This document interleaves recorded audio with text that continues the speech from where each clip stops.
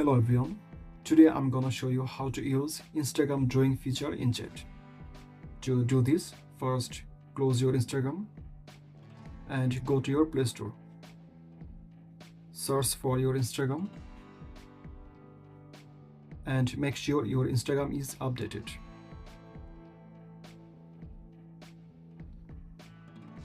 After complete your update, open this app.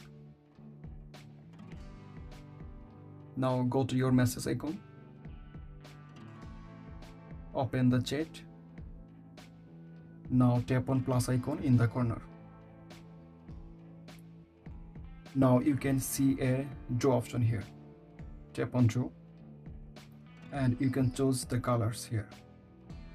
Choose any color and draw here.